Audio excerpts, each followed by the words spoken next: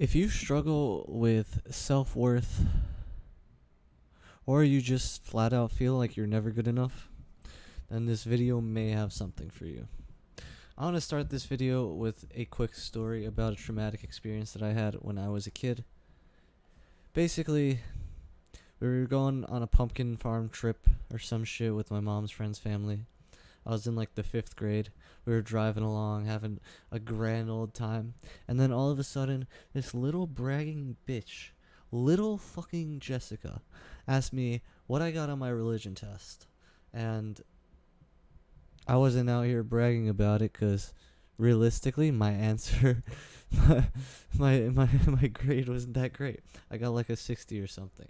So after getting grilled like fucking crazy by my mom, I anxiously spat out that I got like a 56 or like a 60 or some shit. And basically my mom took that as it's time to show everybody how good of a parent I am. She didn't really do anything in particular to discipline me. She just made me feel like utter shit.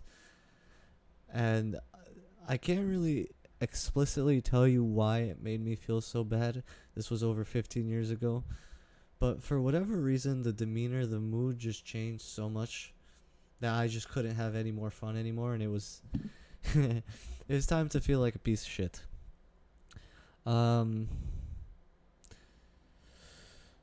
It was basically just a self-righteous display of I'm a good parent, and in reality it ended up being just putting your kid down for honestly having very little motivation to study some shit like fucking 5th grade Catholic religion, alright?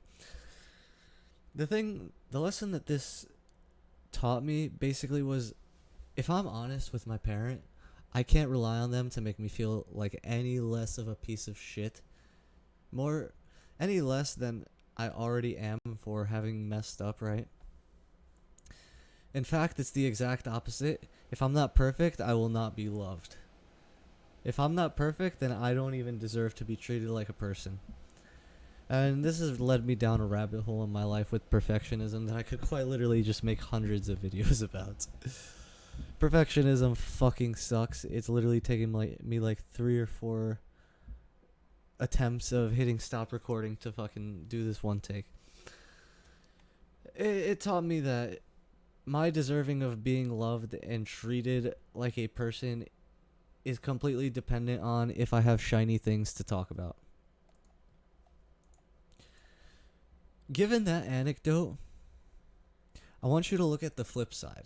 Envision the man with high self-worth who has good, healthy friendships. These friends, they go to the gym, they climb fucking Mount Everest together, they're going on hikes, they're going on nature trails, they're experiencing the beauty that is quite literally just taking your eyes and looking out into a long distance, which is quite literally shown to relax you. And they're building bonds around it. There's more reason to do these relaxing, beautiful things. Picture the guy who's got a loving wife, loving girlfriend, I don't know, soon to be fiance.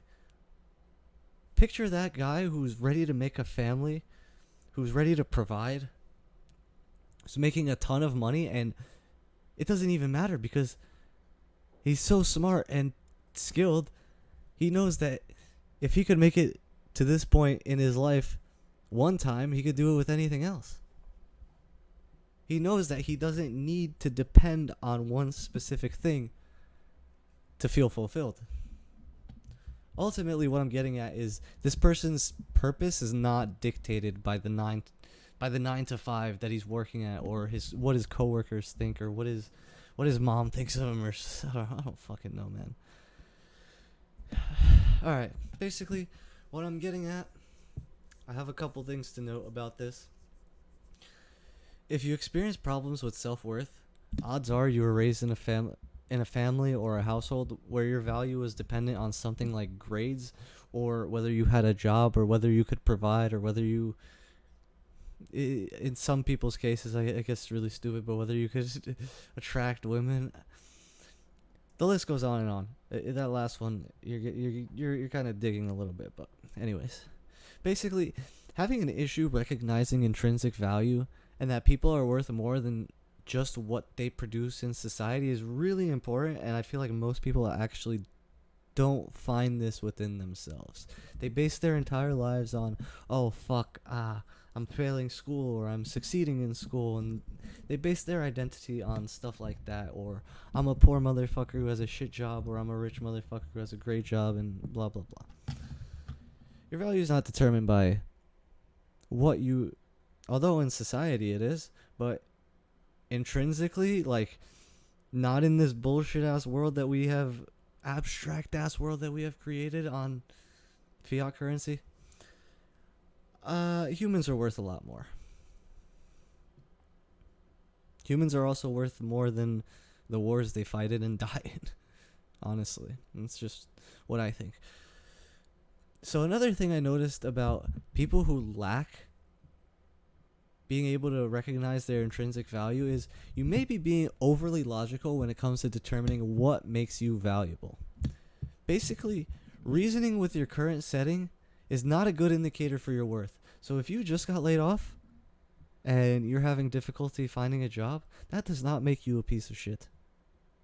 And likewise, if you just got a new job and you're living it up, that doesn't make you, that's not the end all be all. There's still a lot more to life than just that. Basically, your present situation does not determine your value and your potential is something that is inherently baked into your intrinsic value. Okay, so let's get that straight. Another thing I noticed about people who struggle with this problem is it's highly likely that your parents did not explicitly tell you things such as, I'm proud of you, or it's okay to not be perfect. Odds are you were held to an unrealistic standard, and this is why you are this way. Another thing that I've noticed, and this is something that I've picked up from myself massively, is investing self-worth into things that have no business dictating your self-worth. Basically, your job, your girlfriend, getting rejected or accepted by something, whether a couple people like you. All that is bullshit. You have the tools within yourself to actually be satisfied. And this has to do with Eastern teachings and meditation and all this stuff. But basically, you're genuinely not lacking anything, and you already have everything you would ever need to be happy. Anything that you're chasing past that is simply just an illusion in terms of actually making you happy.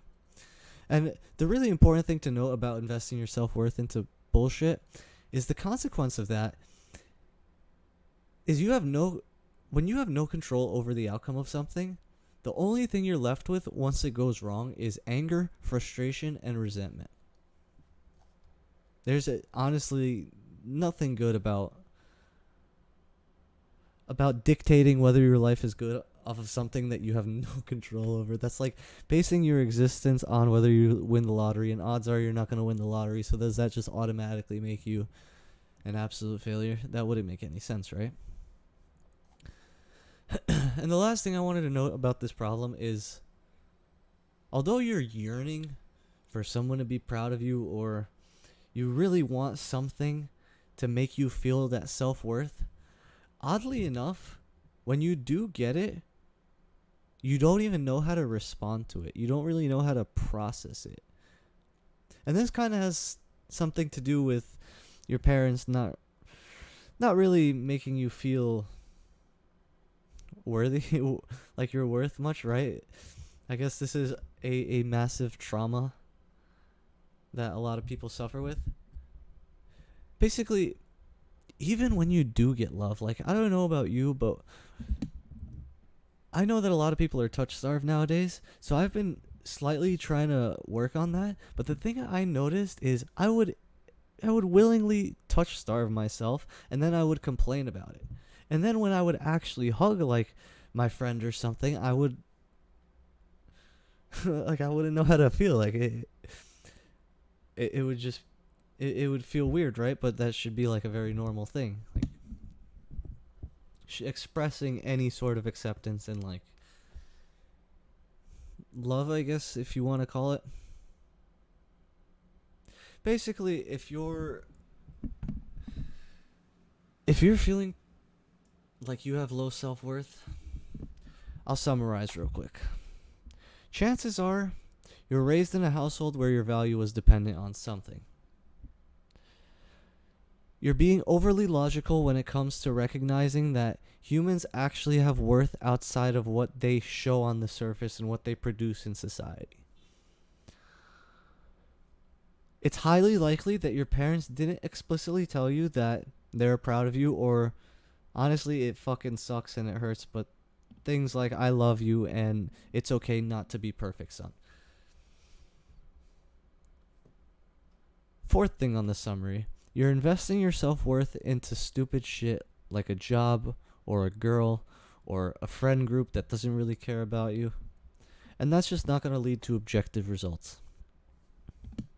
And the major consequence to doing this is it's just going to leave you emotional and angry. And odds are most people will use that anger as fuel to project rather than fuel to achieve. Right? People will just get angry and curse the world and whatnot. Because it's very hard to be introspective and actually look at what you have done wrong and what you can work on. But obviously this isn't a discussion where it's what you have done wrong. It's the trauma that you've carried from not being perfect, basically. I guess the last thing to note is you may find yourself, and even if you don't actually know if you have low self-worth or whatever, you may actually be able to find out by seeing your response to something like getting a hug from your guy best friend, or being told that somebody you look up to is proud of you, or even just your peer, your normal friend who's grown up with you your whole life. Basically, what we're trying to accomplish here is we're trying to undo the disservice that our parents have basically forced onto us. And the main way I could say that is we got to be more like this person that we described earlier in the story. The man with high self-worth, healthy friendships, strong loving romantic relationship, make money. However, your purpose and your worth aren't dependent on your success in society. Basically, the person who knows that he is truly free, in the sense, like, you can quit and you can pick up something tomorrow and still find a similar or the same level of success. This person clearly knows that they have intrinsic value, and if they've gotten somewhere one time, they can certainly do it again. We need to be more like this person. So how do we be more like this person? We do the exact things that this person's traits carry, right? Having good, healthy friendships. How do we do that? We get off of the computer, we go outside, we go to the park, we meditate, we approach random ass people that we have honestly never seen, but have the body language of wanting to speak to you. So basically that means, like, if they're looking at you, if somebody looks at you while you're looking past, just smile at them. Fuck it. You could quite literally spark up a conversation from that. Having a loving, strong, romantic relationship. Now, this is important. We cannot be consuming that red pill garbage. Fucking fresh and fat. God damn. Basically, if we want a loving, romantic relationship, I don't exactly know how to implement this, but I'm working on it at this very moment. Be yourself. Actually display the person that you are, because you're not going to want to uphold a character, which is what I notice a lot of people doing in online dating. You don't want to uphold a character long term. You want to genuinely be who you are around the person that is going to be your romantic partner, so they can then reciprocate the energy that you actually need to feel satisfied and loved and whatnot. Okay, so that's two things. We're going to make friends by going to the gym, going to the park, going to meditate, just going outside and introducing ourselves to random people. And pretty much allowing for the opportunity of dialogue. How are we going to get a strong, loving, romantic relationship? We're going to genuinely be ourselves. And for a lot of people, that may not be the most attractive. But I guarantee you would rather have the partner that wants to be around you because of the way and the person that you are, versus the persona that you put on to simply attract someone, because it's very easy to attract people by playing a character. However, it's very hard to find genuine connection by being yourself. And that's something a lot of people struggle with. And I think this will help with the self-worth thing, because these people will then satisfy our needs more and better, because they're more informed about what we actually need when we are ourselves and we do healthier behaviors versus just coping and indulging in addiction and whatnot. Another thing that we're going to want to do when we're envisioning the man that we want to be, we need to make money. However, our life doesn't depend on whether we make money or not, or whether we make a lot of money. Basically, you should get to the point that, sure, you may rely on a job. However, that job doesn't dictate your self-worth. So when your quote-unquote performance is lacking by some leadership role who is not very well connected in the actual work that's going on,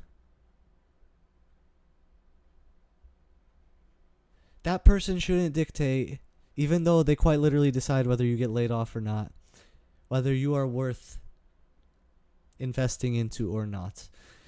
Ultimately, what I realized about this transaction is it's strictly business, and it should have nothing to do with your emotions, or it's not personal, basically. Business should not affect your self-worth, and this is something a lot of people fall for.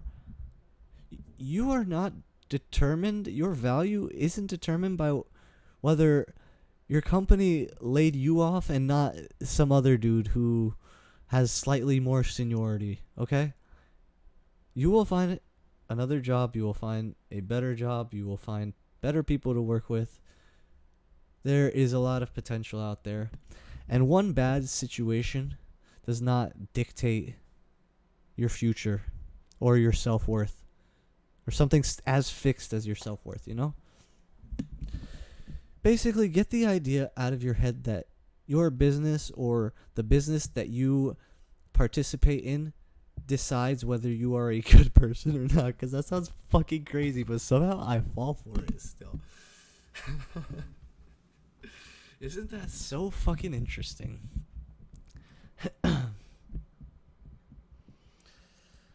You also want to get to a point where, although you do have these healthy friendships and healthy relationships, people's opinion of you and people's thoughts, what they have to say, doesn't actually change how you behave or how you think about yourself.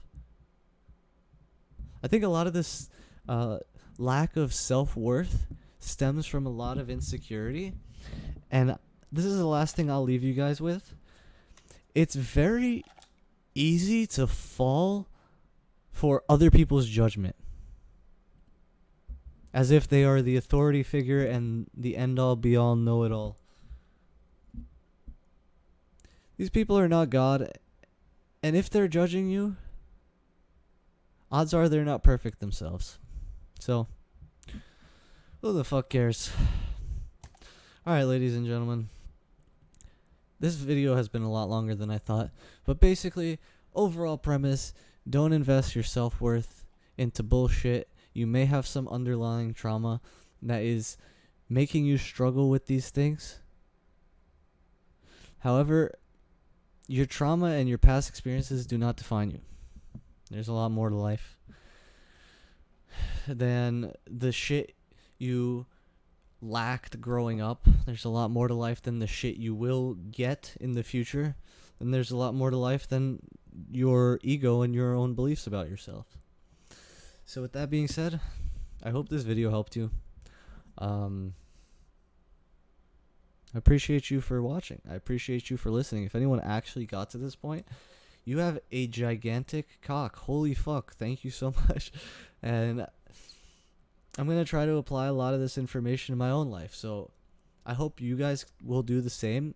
And if you do fail or succeed, please come back to the video and let me know how this helped you.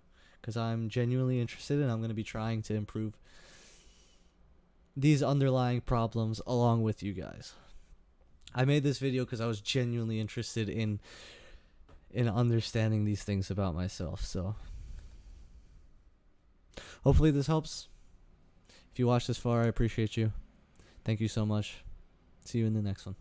Peace.